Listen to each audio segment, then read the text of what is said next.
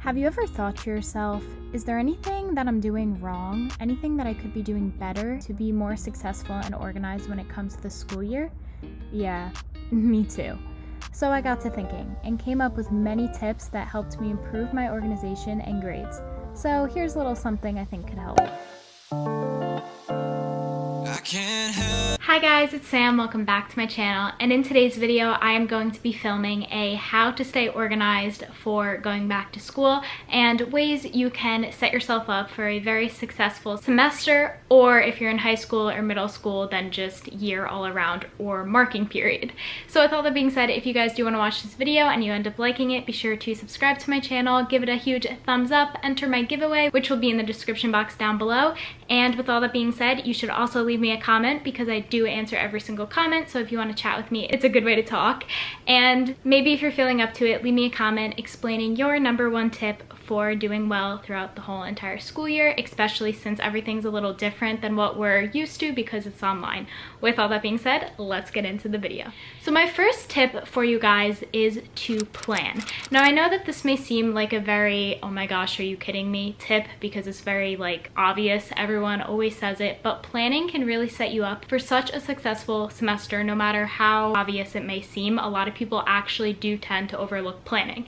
Now what I like to do for planning is I like to either make a to-do list or use my planner, and I literally write out every single thing that I have to do throughout the day. That actually leads me into my next tip. So my next tip that goes along with this is to time block. So as you're planning, you should time block your day, meaning from 6 a.m. to 7 a.m. I will work out. From 7 to 7:30 I will take a shower. From 7:30 to 8 o'clock I will get ready, and then I'll head out to school, depending on your schedule and everything like that. That's a quick way that you can time block that will actually help you be very successful and productive throughout your days. Kind of going along with that, the next tip I have is to set a routine for yourself. So like I was just saying, time blocking and planning is a really good way to get yourself into a routine, and your body will actually just look forward to doing it after a certain amount of time. So I believe it takes 21 days to start a habit. So if you can do this routine for 21 days, then it will be a simple way for you to just get into a routine of things. And this obviously sets yourself up for very good habits and will lead you to success further down the line. The next tip that I have is not to keep things that you don't need.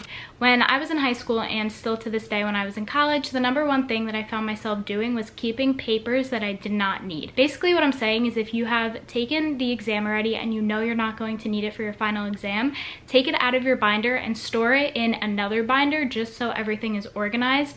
And if you absolutely know that you won't need it for your future, then you can get rid of it. But I recommend putting it in another binder that you can just keep at your house just in case you do end up needing it, but kind of like clear out your binder every couple weeks just so everything stays very organized and you don't start to get stressed out over organization. That actually leads me into my next tip, and that is do not let organization stress you out. Organization is something that should help you, but not to the point where you're stressed out that it's not done perfectly. Obviously everyone does organization and copes with how they organize stuff and everything like that in a different way, so it is really all up to you on how you like to organize things, but don't let it stress you out. So if you're studying for a test and everything is super unorganized, it's okay, you can always go back later and organize it to your liking, but kind of like make it a priority to know what is more important. So if you have an exam and you want to organize, make sure you study for the exam first and then organize your stuff. But I'm gonna conflict myself here because I also think that it's a good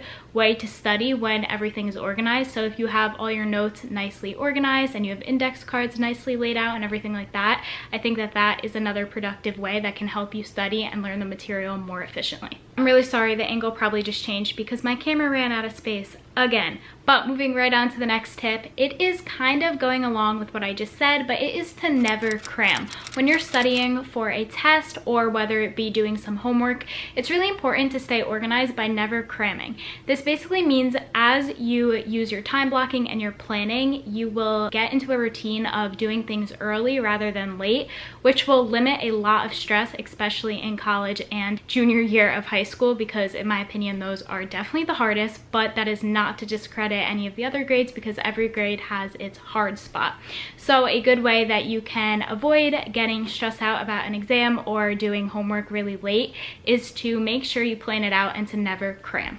Moving right along, the next little tip that I have for you guys is to keep everything in a designated spot. basically, whether this be in a dorm, in your room, or in a backpack or in a locker, it's really important to make sure you always know where things are. So whether this be a school ID, your wallet, a pencil, a number 2 pencil for when you have to take a test, an eraser, it's really important to always have a designated spot for something, because then when you're looking for it in a hurry, it's very easy to just get it out of the backpack and move on with the next task that you are trying to complete. The next one is again kind of simple, but you should never shove papers into your book bag. When you get a piece of paper that is important, or even if you don't think it's important, from your teacher or a professor, make sure that you are putting it in a folder and or binder, just so that everything stays organized. If you want everything to look neat, it is essential that you do this, because when I was in high school, I always just threw papers and pushed them and shoved them into my backpack, and then I would not be able to do my homework.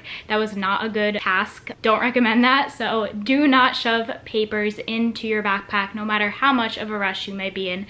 Take the extra second and just put it in a folder, and you will thank me later for that, trust me. Alright, next I have, if you are someone who does use a binder, especially in high school, make sure you split everything into categories. So you can have a category for tests, you can have a category for homework, you can have a category for class notes, and everything like that. This will again keep you very organized, and when you're looking for something, it will be very simple to find it and make your school year very easy and simple. This is important because obviously when the school year starts, everyone's so excited, and then as the year goes on, it gets really difficult and hard.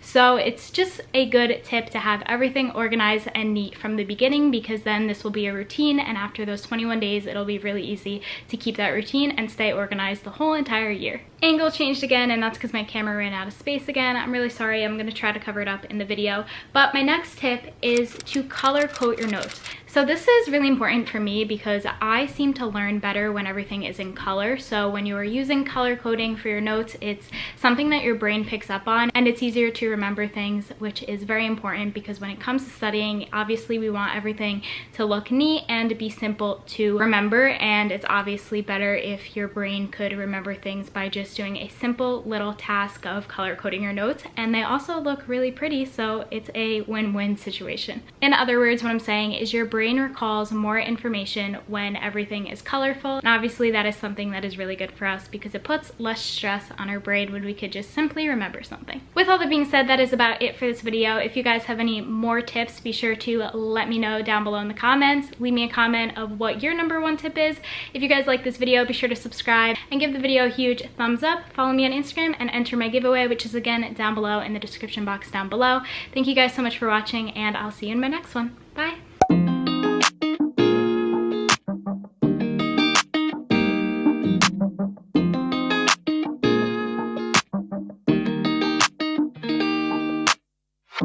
Settling in, settling